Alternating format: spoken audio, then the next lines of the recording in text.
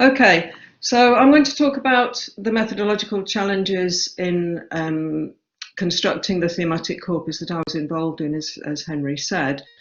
It happens to be a corpus of language about animals, but I'm focusing on theoretical challenges which I hope will be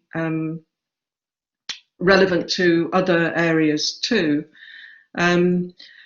And I need to talk a little bit about the theory, because theory and method are obviously very much interlinked, and I don't understand how you can have a methodological approach without a theoretical approach underpinning it. So as I say, there will be some overlap between the previous talk and this one. I'll talk about how we tried to deal with these challenges, not sure whether we were successful or not. And if there's time, I'll introduce some of the findings just to see where this kind of approach could lead to. I need to say from the outset that this was a collaborative project. It was funded by the Leverhulme Trust, and the principal investigator was Guy Cook from King's College London.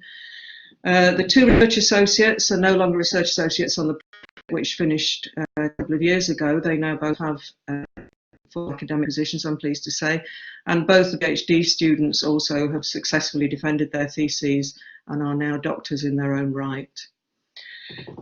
So a lot of the work that I'll talk about will have been by other people on the team as well as by me. Why might we be interested in conceptualizing language about animals? This might seem to many people a marginal topic, and I have had various people look a bit surprised or even see it as rather a humorous project and say, are you still doing your work on fluffy animals? But I think it is quite a serious issue. The context of the pandemic that we're all experiencing, as we know, seems to have been caused by the crossing of a virus between species. We're in the middle of a climate emergency, which again is partly attributable to human actions in relation to other species on the planet. And there's an ecological collapse for which I think we don't know what the outcomes will be yet. So I think thinking about the non-human, which is a departure for me, in previous work I've mainly thought about how discourse represents human groups. But I think thinking about the non-human is quite an important thing to do at the moment, and that's what motivated us to start looking at this area.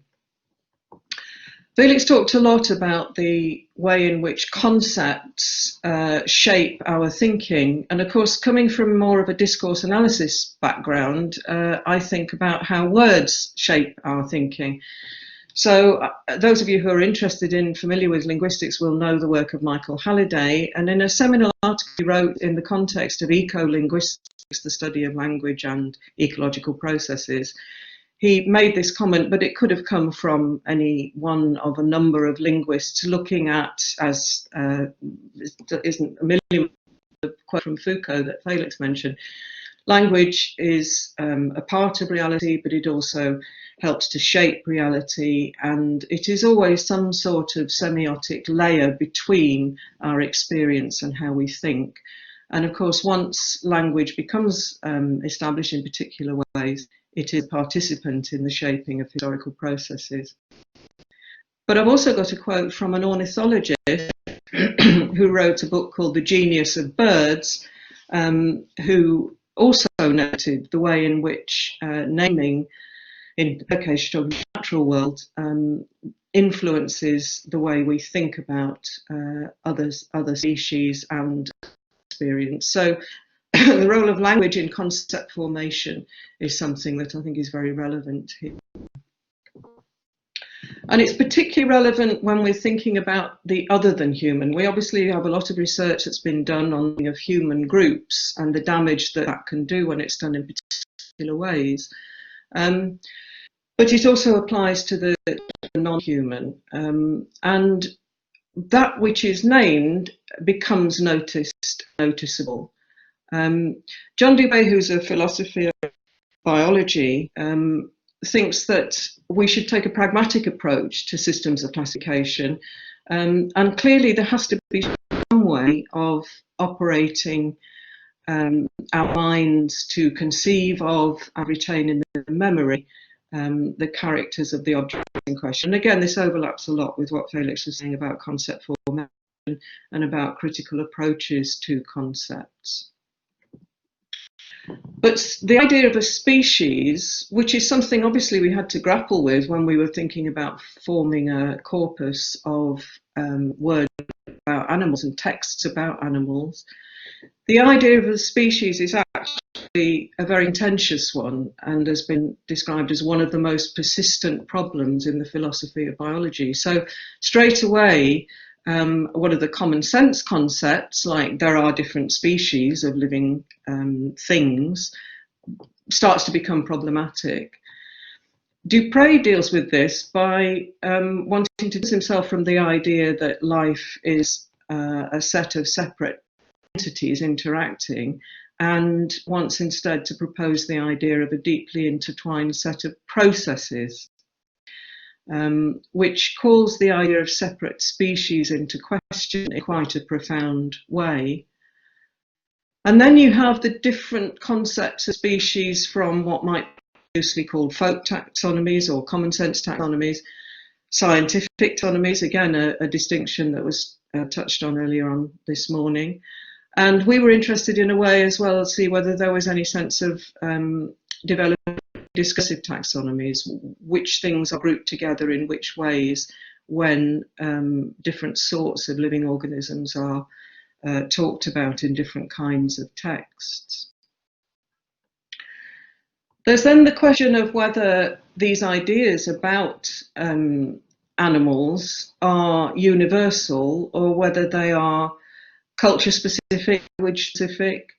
Researchers who've been interested in this have pointed out that all human groups do group animals together into different categories and label these different categories.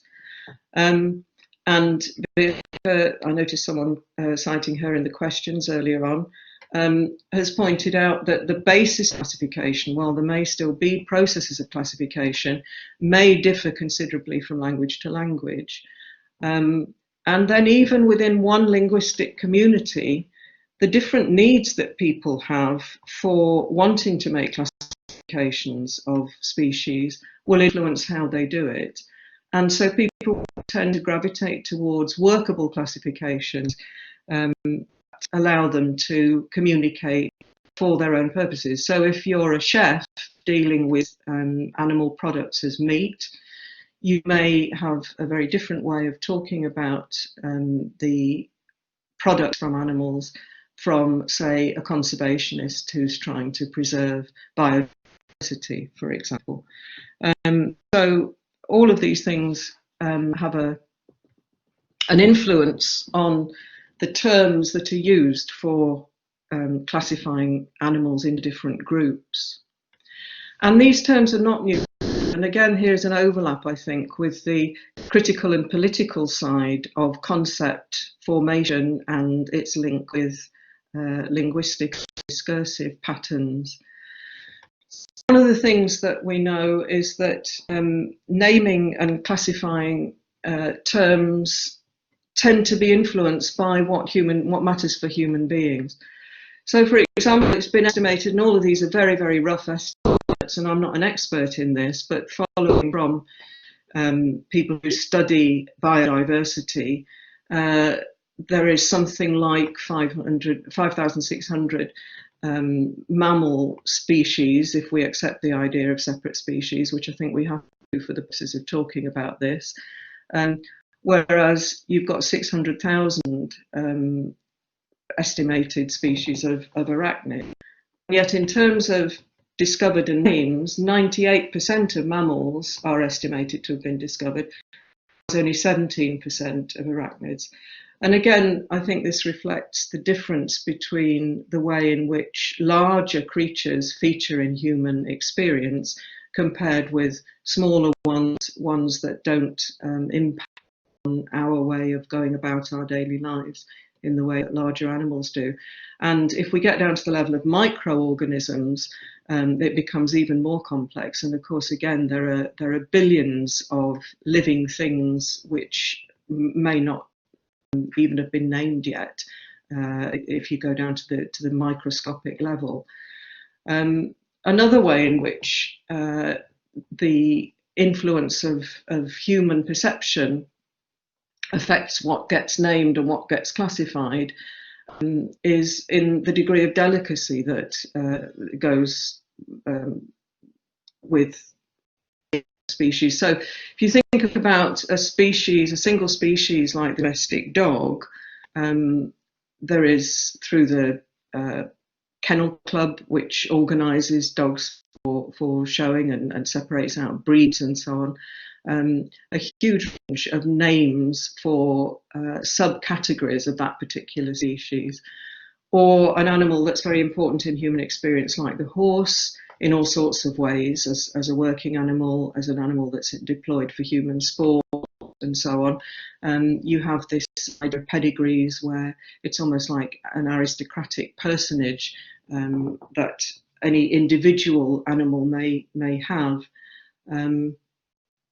Whereas for lots of the creatures with whom we share the planet, there's no interest in digging down into layers of delicacy like that. And then there are the naming and classifying terms which have been devised by human beings to reflect the way in which they orient towards them. So, for example, we have the idea of a pest. And as with many of these terms, it's defined in relation to human interest. So an animal that's detrimental to humans is a pest animal, or to human concerns. Livestock, again, the type of animal that's kept for the production of something that is of use to human beings. And pets are often named in ways that other animals aren't. Animals on a farm might be given numbers, animals in the house, individual names. This little quotation here comes from a data set that I'm going to explain in a little bit. But obviously, people have a concept of what a pet is. And the label pet helps to give meaning to that concept. So the questions we're seeking to answer for our corpus study included these. What does the study reveal about how people name, group and differentiate animals or species? What are the concepts that the naming terms refer to? And what are the boundaries of the idea of animal, both conceptual and terminological? And obviously here I'm using the word animal in distinction from human beings, but of course human beings are animals too, and there is a big debate in human animal studies about even those naming terms and whether it's satisfactory to refer to animals as though humans were not animals, but I'm not to go into that now. So with all those conceptual and theoretical challenges behind us, we then have to think about how we might build a corpus of language about animals. And I think when we started the project, we hadn't really recognised how many challenges there might be. And one of these is the circularity problem. So those of you who are familiar with corpus linguistics will know that one of the ways in which we set about identifying text to put into a corpus is to identify search terms for the kinds of text that are going to be relevant. So what are the search terms you need in order to identify discourse where animals feature? So in order to make a list of search terms to use, because we're not just using the term animals, we're using, we want to have a broad set of terms of discourse that may be about animals, so we need a broad set of terms. So we need to find the discourse in which people refer to animals. And in order to do that, we need to build a corpus. So there is a problem of predetermining what you're going to find out. This is a problem in lots of research, of course, but in this particular case, because we hadn't predetermined, okay, we want to look at news discourse, or we want to look at learner errors in our corpus, or we have a particular translation problem around a particular concept. It was more diverse than this, and so we had to somehow get around this circularity problem.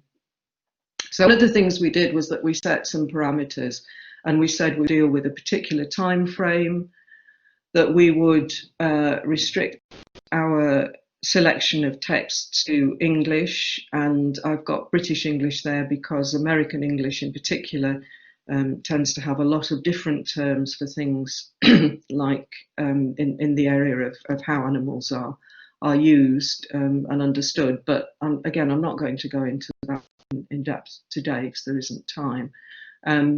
And we decided to restrict our search to animals that are visible to the naked eye and exclude all those microorganisms that I was talking about earlier.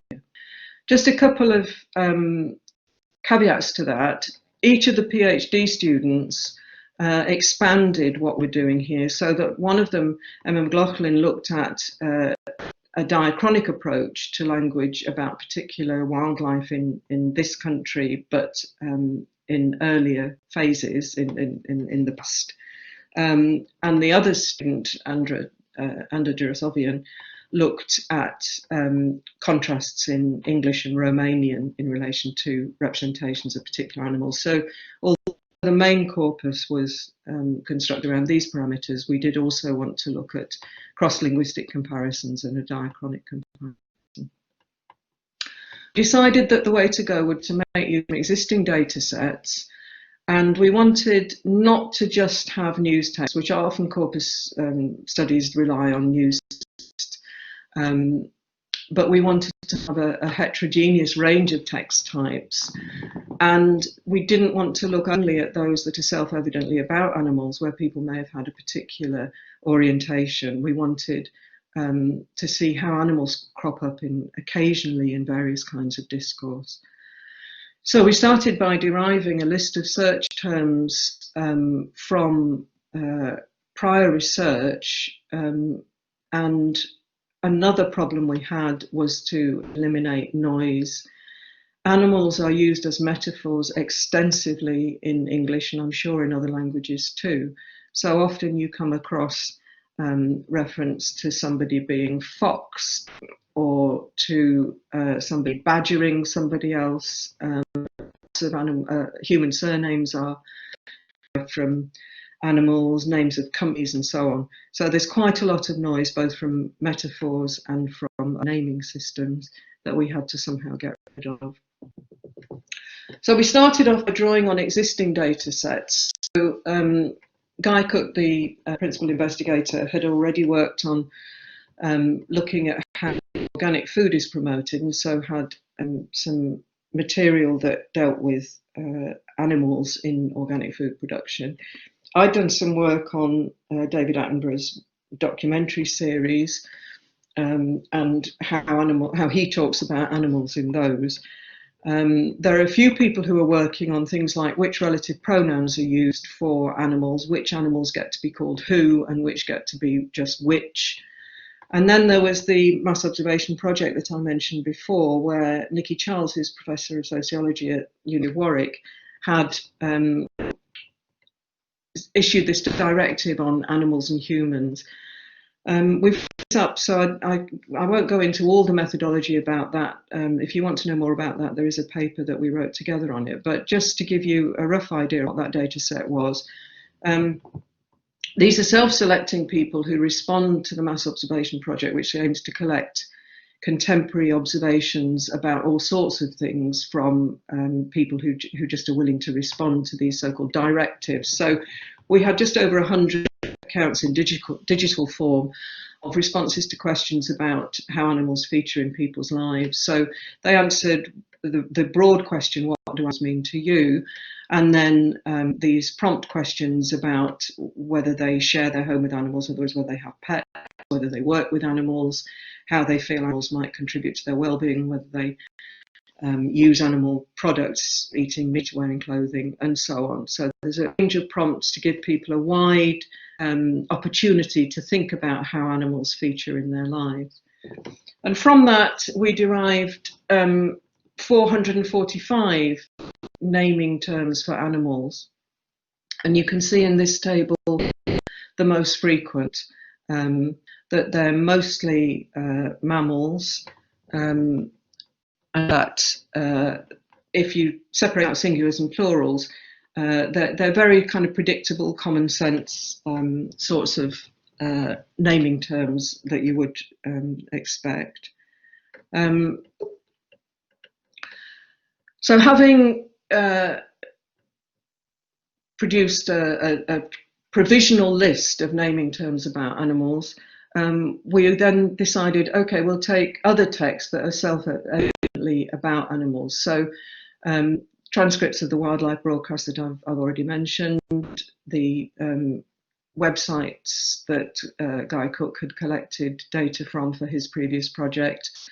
We then looked at legislation that was specifically about animals, and we picked up literature from groups such as the League Against Cruel Sports, who were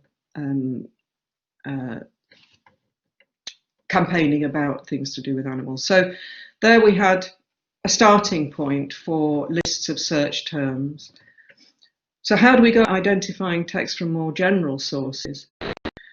We need a list of search terms that avoid circularity, so not only thinking of animal naming terms that the researcher can think of, and we need to eliminate noise, as I've already mentioned. So we took existing data sets and prior research, and then we took some, going to LexisNexis, took some news texts and applied this list, which texts are thrown up when you take those animal naming terms. And then, of course, that brings up further naming terms that you can add to the list of search terms. So a very iterative kind of process lead to eventually a list of about 2,000 naming terms for animals.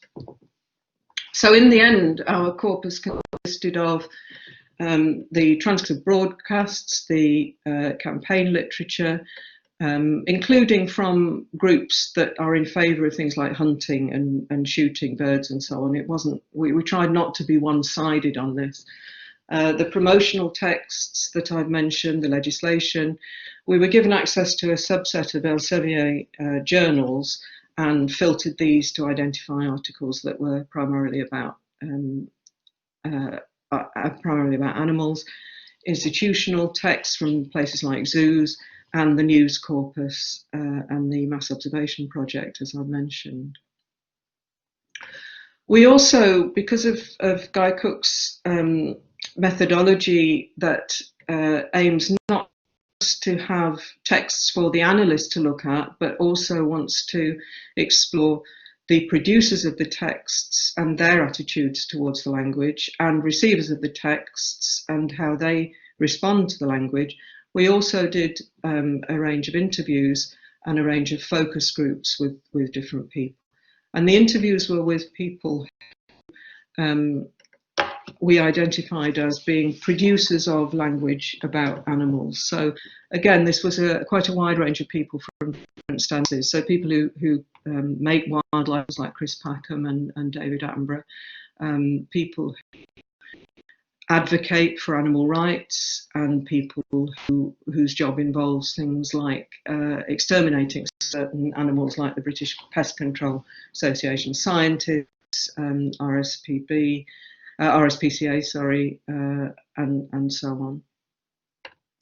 So this gave us, again, a very mixed and heterogeneous set of data, different quantities from different sources, and we transcribed the interviews and focus groups, and that gave us another set of data there. So that's what those tables represent.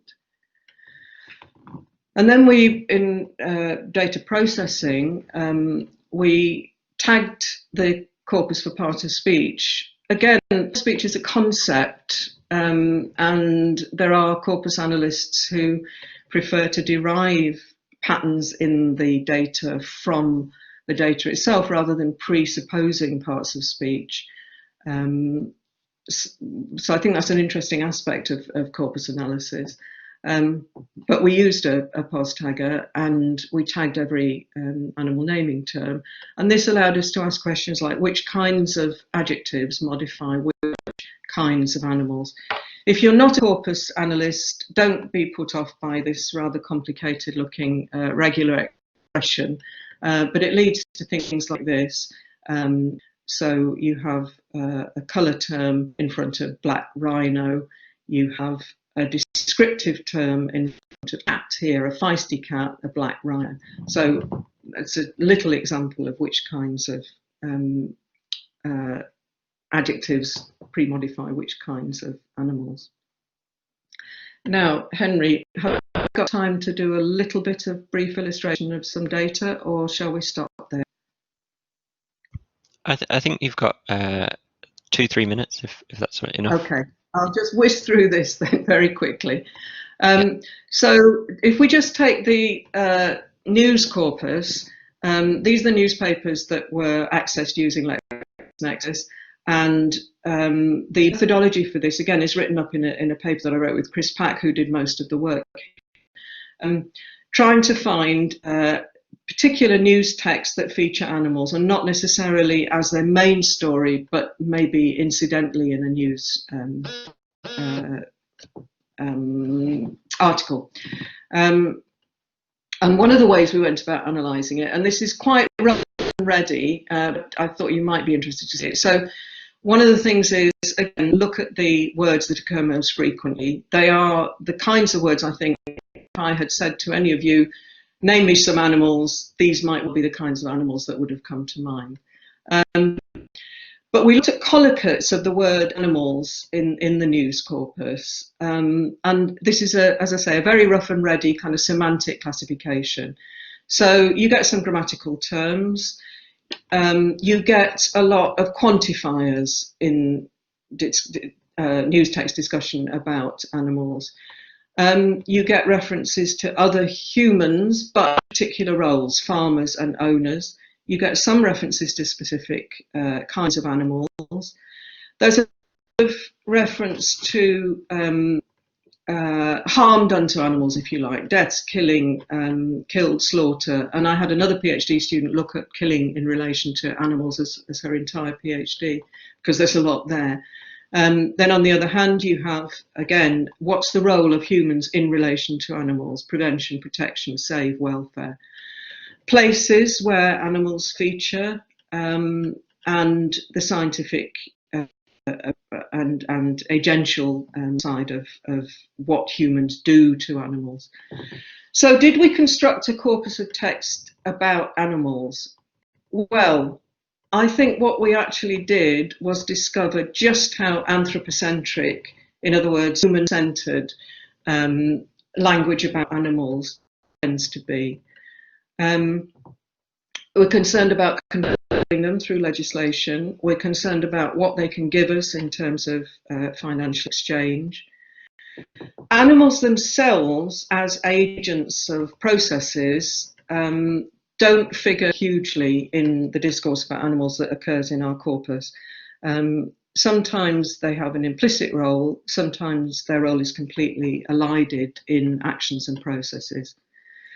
So it turns out that the text in our corpus are not so much about animals directly, but they are about people's experience of animals, their attitudes and stances towards them, their concepts, if you like, of what animals are and what they should be, and their feelings about animals. And I'll stop there. Thank you.